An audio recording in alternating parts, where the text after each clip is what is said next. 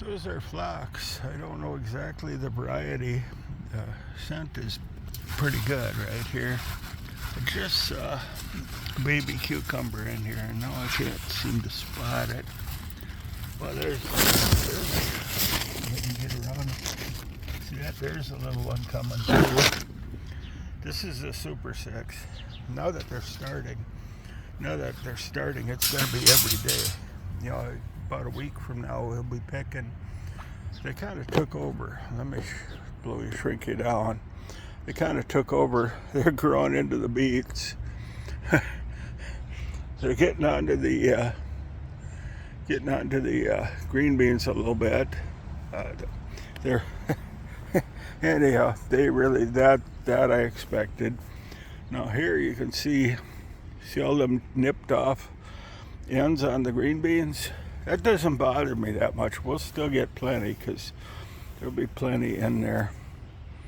The deer have been by. This one, I'll put this one up on the. They'll eat that off probably too, but it'll hang beans all over up in there. Come on. Figures. Trying to do this one hand. You know how that goes. Try and lace that into the trellis, and so it'll keep climbing. It doesn't want. It wants to fight me. Yeah, I think they've nipped off the end of that anyhow. So that's as far as it'll grow. But if you look up in there, you can see blooms coming on. Right there is blooms. Right here is a bloom. Now they got blooms coming. Let's go on the other side. Now this is the green dragon cucumbers here. They're turning more yellow, and of course the deer, everything that made it outside of the fence, the deer took off. I'm hoping we'll get something out of them. There should be, but I mean they're not going to grow out anymore because deer took the leaders off.